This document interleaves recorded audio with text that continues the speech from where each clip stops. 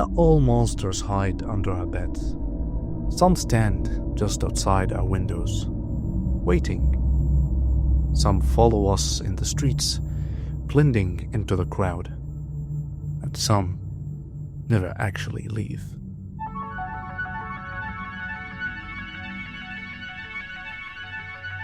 The story comes from a woman named Rachel, a 28-year-old nurse who had recently moved into a new apartment complex on the outskirts of the city. She lived alone, worked late shifts, and was used to coming home to an empty apartment. But one night, she started to feel watched.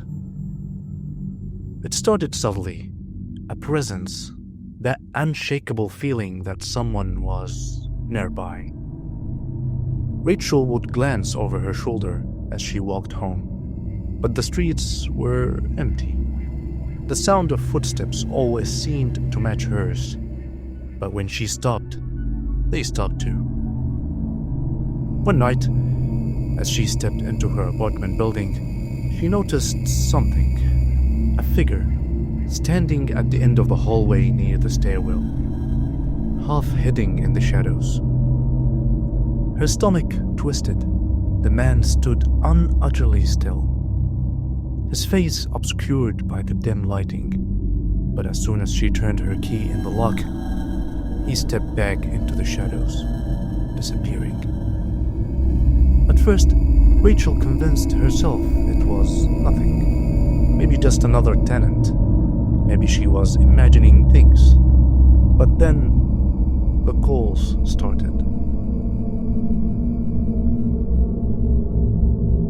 At first, she thought it was a wrong number. A heavy silence on the other end, before the line clicked dead. Then, it happened again and again. Always late at night. Always silence. Until one night,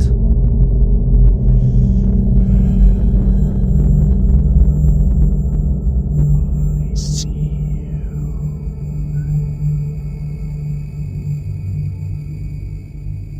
Rachel reported it to the police, but with no real threats and no identifiable number, there was nothing they could do. Still, she couldn't shake the feeling that something was wrong. Then, one morning, she found something outside her door.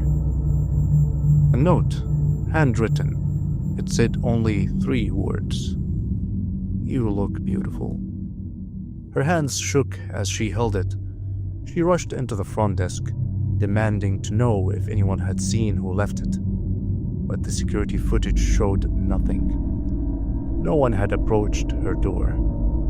That night, she barricaded herself inside her apartment, checking every lock. But as she pulled down the blinds, she froze. Across the street, in the dimly lit parking lot, a figure stood perfectly still, facing her window, watching. Rachel's paranoia grew. She stopped going out alone. She triple-checked her locks, but she still felt it, the weight of unseen eyes. One evening, after another long shift, she unlocked her apartment door and felt it immediately. The air was different. It was off. Something was wrong. The scent of her perfume lingered, stronger than usual. And then, she noticed it. Her bedroom door was open. She always left it shut. With shaking hands, she stepped inside. Nothing looked disturbed, nothing stolen. But then, she saw it. Her closet door slightly ajar. She swallowed hard. Every nerve in her body screamed at her to run. But she had to know. She reached out and pulled the door open. Empty. Just clothes and darkness. But something wasn't right.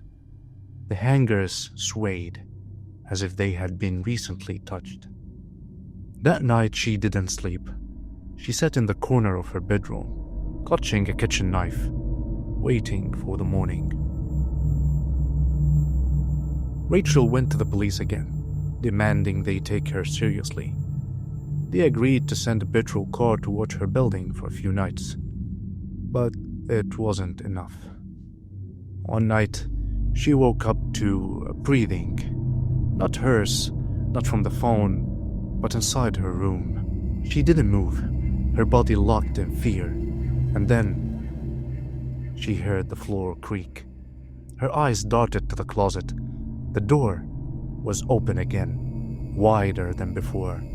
She lunged for her phone, hitting the emergency dial. The dispatcher's voice rang out, but Rachel couldn't barely speak. He's in my room. She fled down the stairs, out into the street, barefoot and shaking. When the police arrived, they searched every inch of her apartment. No sign of forced entry, no sign of anyone. But as they swept the bedroom, one officer noticed something. Inside the closet, above the hanging clothes, was an air vent. It was small, just big enough for a person to squeeze through. When they opened it, they found a tunnel leading into the walls.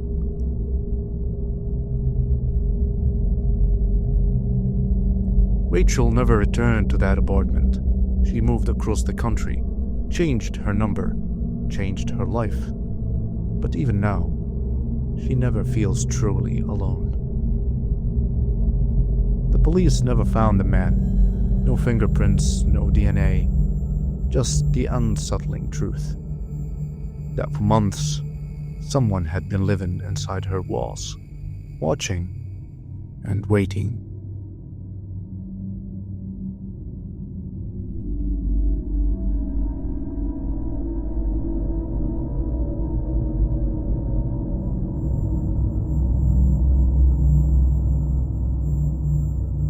Hi. If you're hearing this, I am probably gone. This isn't some prank. This is real. And if you're smart, you'll listen all the way through. My name is Daniel Foster. I was 27 years old. I lived alone in a small apartment just outside of Portland, Oregon. And about 4 months ago, my life stopped feeling like my own.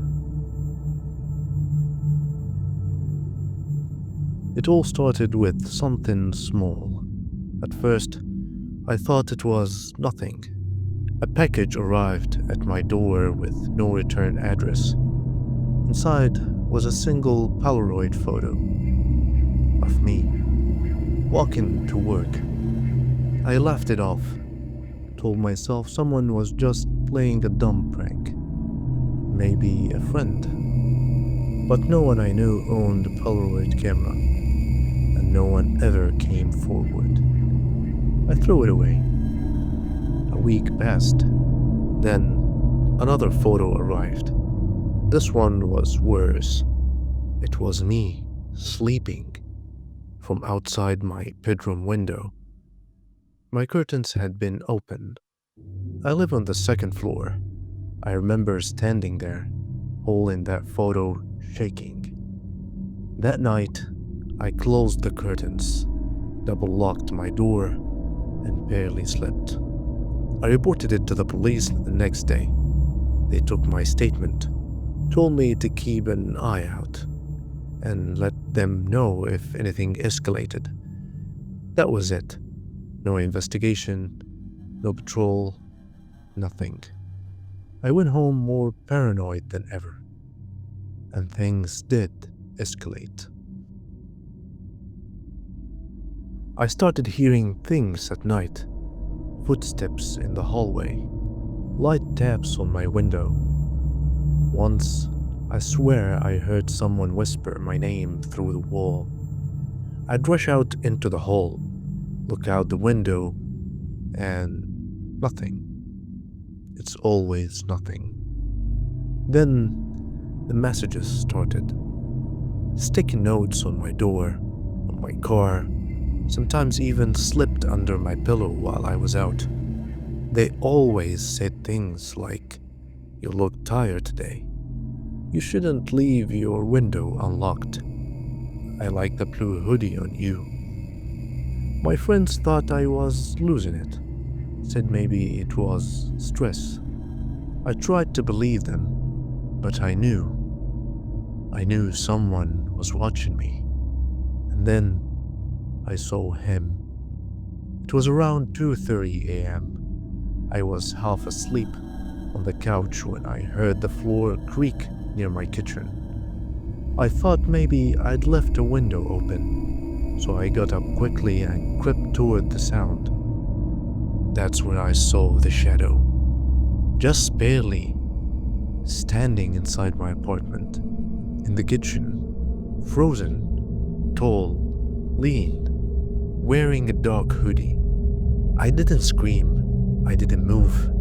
I think I stopped breathing, and then he did the scariest thing imaginable.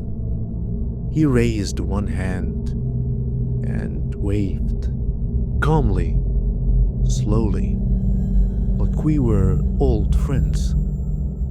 By the time I find the courage to grab a knife from the drawer and switch on the lights, but he was gone. No signs of forced entry, nothing missing, no fingerprints. I changed my locks the next day, bought cameras, slept with a baseball bat under my bed, but even that didn't stop it. The cameras were always off when he showed up, or the footage was wiped. One night I checked the recording and all I saw was static, then a single frame of his face staring directly into the lens.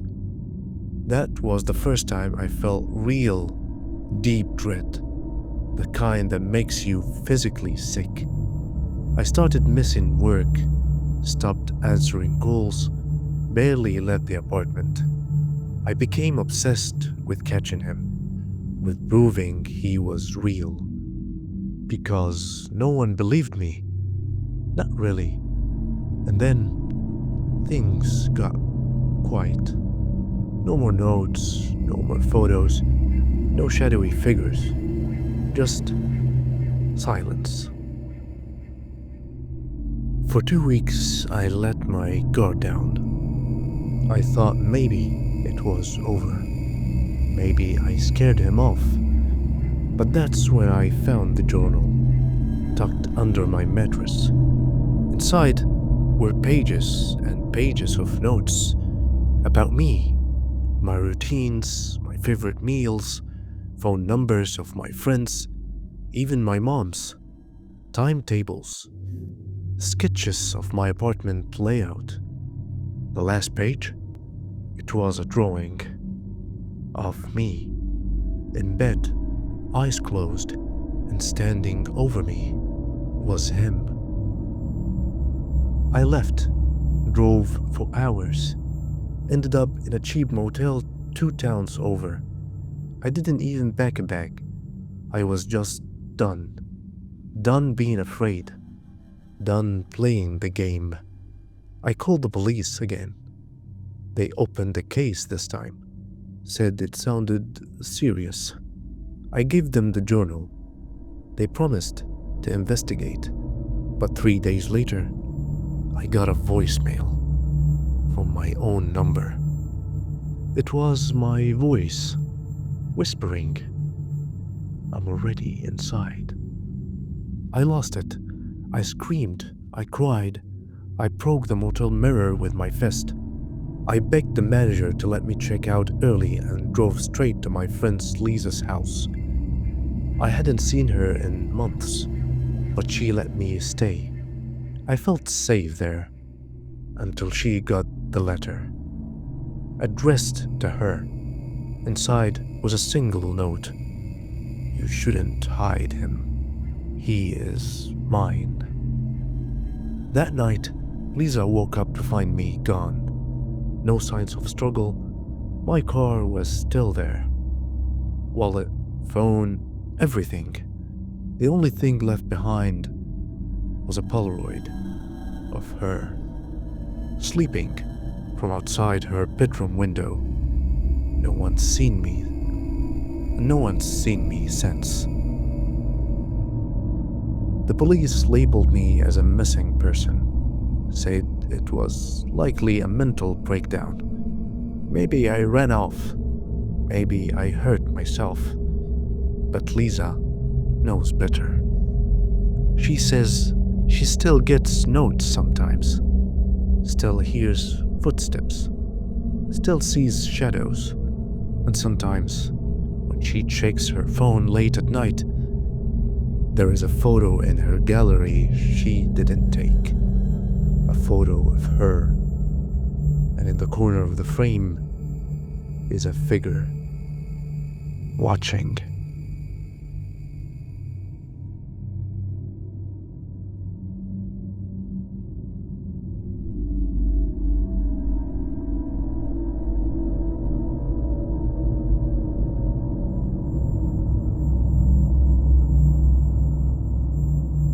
There is something inherently unsettling about places that have witnessed horror.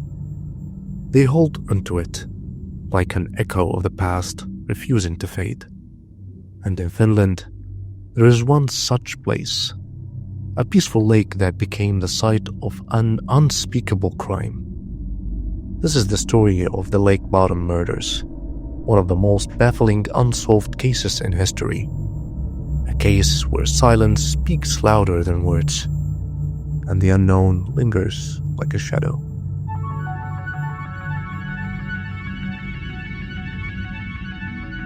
On June 4th, 1960, 4 teenagers set up a camp along the shores of Lake Bottom, a picturesque lake in Finland. They were just like any other group of friends, laughing, enjoying the warm summer night, telling stories around a crackling fire. The gentle rustling of the trees, the rhythmic croaking of frogs, it all seemed so ordinary. But by dawn, the silence would be deafening. Sometimes between 4 and 6 a.m., 3 were brutally murdered inside their tent, stabbed and bludgeoned in a frenzy of violence. The 4th, Nils Gustafsson, survived with a fractured jaw, a concussion, and a deep psychological scars. But the question that has haunted investigators for over 6 decades is simple. Why? The scene was something out of a horror movie. The tent had been slashed open from the outside. A jagged wound in the fabric.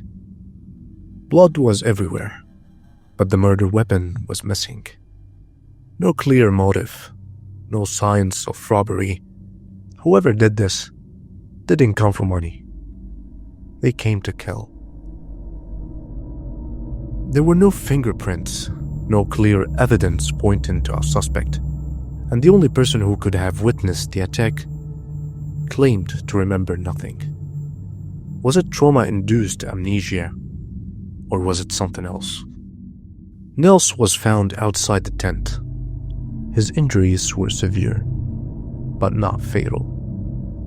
His fiancée, Mila, lay dead just inches away.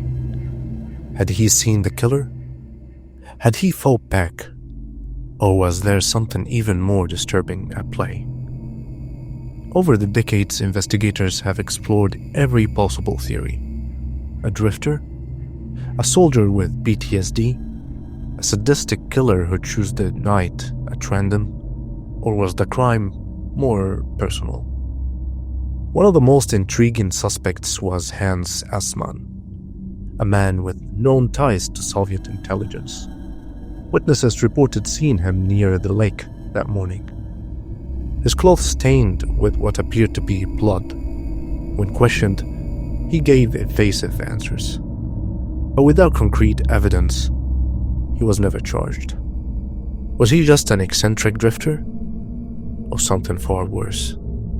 Then, in 2004, in a shocking turn of events, Nils himself was arrested for the murders 44 years after the crime. Prosecutors argued that he had killed his friends in a drunken rage, but after months of trial, he was acquitted due to a lack of evidence. Was Nils a victim of circumstance, or had he carried the weight of a terrible secret for decades? The answer slipped through the cracks, just like every other lead in this case. More than 60 years have passed, and the lake bottom murders remain unsolved. No confessions, no concrete evidence, only speculation and whispered theories. Who could have committed such a brutal crime? Was it an outsider? Or was the killer someone within their own group?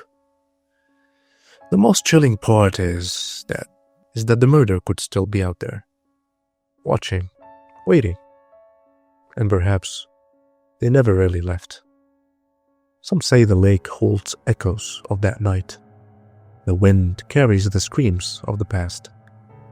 The trees remember the terror that once unfolded beneath their branches. Would you dare to camp there? Would you close your eyes, knowing what happened on these very shores? If you enjoyed the story and want more real horror, be sure to like and subscribe, and hit the notification bell. And remember, the scariest monsters are the ones who walk among us, the ones you don't see until it's too late.